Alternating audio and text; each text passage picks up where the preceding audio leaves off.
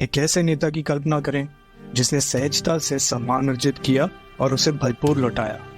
भारतीय इतिहास में अटल बिहारी वाजपेयी जी की विरासत न केवल उनके द्वारा कहे गए शब्दों में बल्कि उनके द्वारा किए गए कार्यों में भी अंकित है।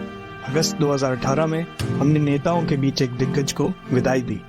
और दोस्तों, क्या आप जानते हैं वो खाने के एक बहुत बड़े शौकीन थे। इनफैक्ट वो एक नॉन वेजिटेरियन थे और उनको प्रॉन्स यानी कि झींगा बहुत पसंद था। वो और उनके पिताजी एक ही क्लासरूम में पढ़ते थे और अटल बिहारी जी एक अनशन पे भी बैठे थे, जिससे भारत में एक बहुत बड़ा बदलाव भी आया था। अभी कुछ ही दिनों में उन पर बनी एक मूवी मैं अटल हूँ रिलीज होने वाली है, जिसमें उनकी कई सारी लाइफ और पॉलिटिकल करियर की स्टोरीज भी शेयर करी जाएंगी और उनके जीवन की कई सारी ऐसी स्टोरीज हैं जो हमें पता भी नहीं होंगी। तो आइए इस महान शख्सियत की यात्रा को याद करने के लिए कुछ समय निकालें, कुछ दिलचस्प फैक्ट्स को उजागर करें जो उनकी उल्लेखनीय विरासत में रंग जोड़ते हैं।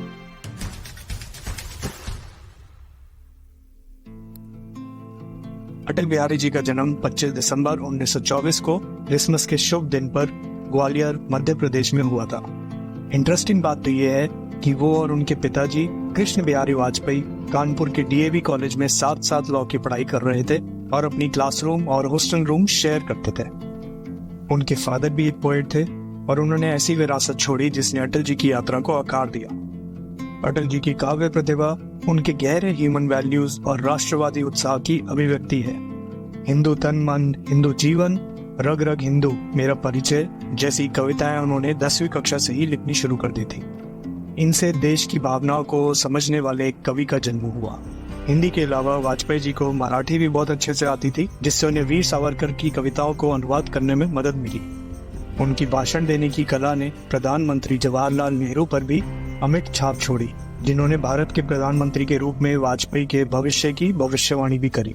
1942 के क्विट इंडिया मूवमेंट से वाजपेयी जी की राजनीतिक यात्रा शुरू हुई, जहां किशोरावस्था में उन्हें ब्रिटिश शासन का विरोध करने के लिए जेल भी हुई। 1950 के दशक में राष्ट्रीय स्वयंसेवक संघ यानी कि आरएसएस की एक मैगजीन का उन्होंने मैनेजमेंट किया और यहीं से उनका राजनीतिक विकास भी हुआ। 1953 में मुखर्जी के अनशन में वाजपेयी जी की भागीदारी में राष्ट्रीय हित के कमिटमेंट की स्पष्टता थी। इस अनशन से पहले भारतीय नागरिकों को कश्मीर जाने के लिए एक आइडेंटिटी कार्ड दिखाना पड़ता था, जिसकी आवश्यकता इस अनशन के बाद समाप्त कर दी गई। 1968 में इन्होंने जनसंघ में शामिल होकर इसकी कमान संभाली। 1975 और 77 की इमरजेंसी के बीच में जेपी मूवमेंट की वजह से उनको जेल दोबारा जाना पड़ा। जब वह प्रधानमंत्री मोरारजी देसाई की गवर्नमेंट में इंडिया के एक्सटर्नल अफेयर्स मिनिस्टर बने, तब भी उनकी बोलने की स्किल्स हमेशा टॉप पे थी।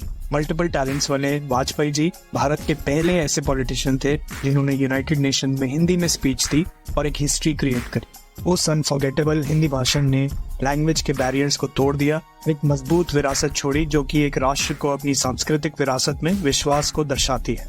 13 अक्टूबर 1999 को दूसरे कार्यकाल के लिए प्रधानमंत्री की भूमिका निभाते हुए वाजपेयी जी के ट्रांसफॉर्मेटिव इनिशिएटिव्स ने एक स्थायी प्रभाव छोड़ा। उनकी लीडरशिप में कई भव्य पहल शुरू की गई, जैसे कि गोल्डन क्वाड्रिलेटरल और प्रधानमंत्री ग्रामीण सड़क योजना, जिन्होंने भारत की प्रगति की नींव रखी। ये परियोजनाएं आज भी देश के कोने कोने को जोड़ने की उनकी प्रतिबद्धता के प्रमाण के रूप में खड़ी हैं।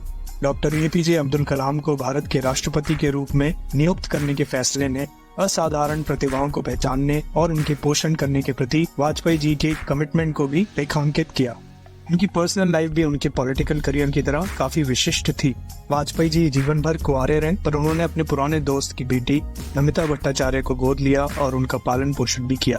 उनकी गोद लेने से एक ऐसे व्यक्ति का पता चला जो सत्ता के गलियारों से परे पारिवारिक बंधन और जिम्मेदारियों को भी महत्व देते थे। और जैसा कि मैंने शुरू में बताया, वाजपेयी जी खाने के भी काफी शौकीन थे। उनको नॉनवेज बहुत पसंद था और झींगा यानी कि प्रॉन्स उनकी फेवरेट डिश थी। वो विस्की पीने के भी काफी शौकीन थे, चाहे वो कुछ महत्वपूर्ण राजनीतिक मामलों से निपट रहे हो या सिर्फ कोई मीटिंग्स कर रहे हो। वो हमेशा सुनिश्चित करते थे कि वो लोकल फूड जरूर ट्राई करें। इससे पता चलता है कि उन्हें विभिन्न स्वाद और लोकल कल्चर्स कितने पसंद थे।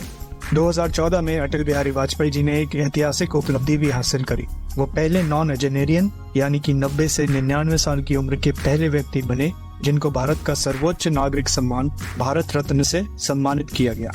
ये मान्यता उनकी राजनीतिक उपलब्धियों तक ही सीमित नहीं थी, इसने भारतीय समाज पर उनके स्थायी प्रभाव का जश्न। और दोस्तों ये तो हम सब जानते हैं कि अपने बाद के वर्षों में वाजपेयी जी को काफी सारे हेल्थ रिलेटेड चैलेंजेस हुए, जिसमें 2001 में उनकी नी रिप्लेसमेंट हुई थी और 2009 में उनको एक स्ट्रोक आया था, जिससे उनके लिए बोलना भी मुश्किल हो गया था।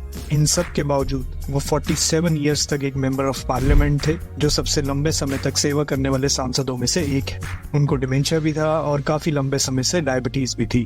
लंबे समय तक चलने वाली किडनी इन्फेक्शन की वजह से 16 अगस्त 2018 को अटल बिहारी जी ने हमें अलविदा कहा और पूरे भारत ने एक ऐसे नेता के निधन पर शोक व्यक्त किया जिसने लाखों लोगों के दिलों को छू लिया था।